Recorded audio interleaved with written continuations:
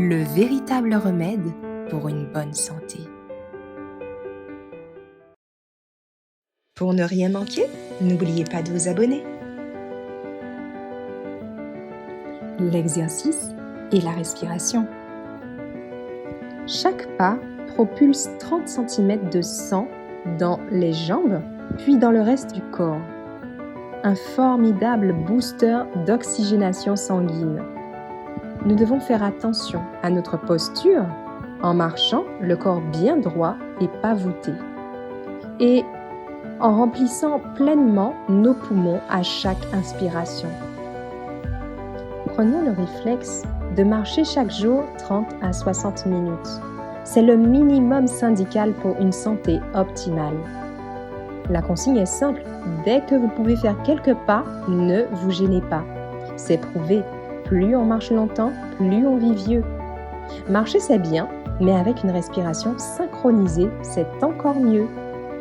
Le secret des chamaliers afghans qui parcourent 60 km par jour, soit environ 700 km en 12 jours, c'est une technique qui permet une oxygénation optimale afin de fournir un effort prolongé sans fatigue superflue.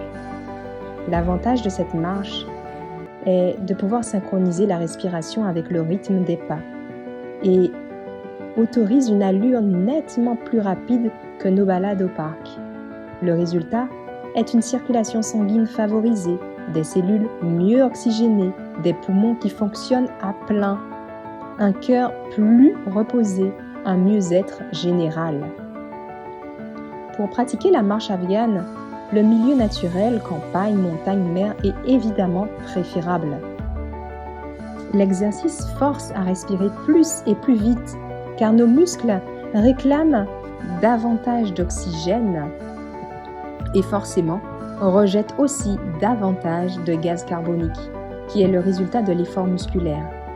Les échanges gazeux s'accroissent. Au repos, nous avons besoin d'environ 30 à 35 ml d'oxygène par kilo et par minute. Un marathonien, lui, en engloutit 80 ml.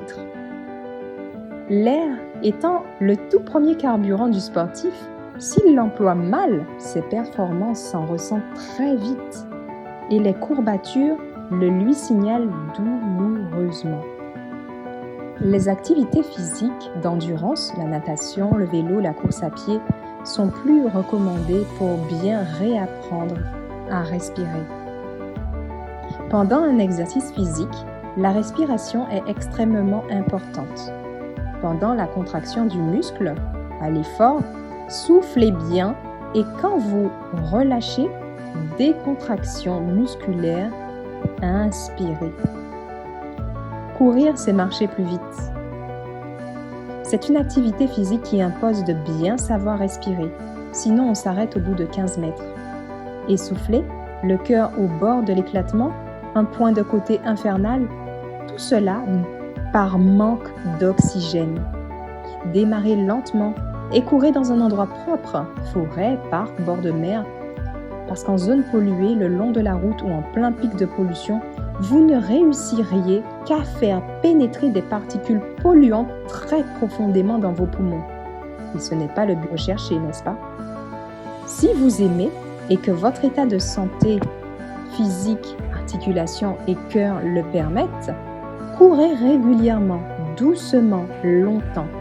Ne cherchez pas à inspirer uniquement par le nez.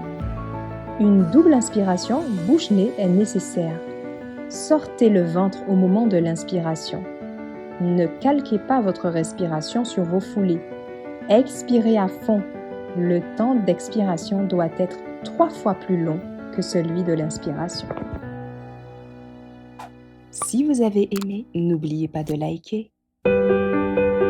Rejoignez-nous sur boomgalaad.com.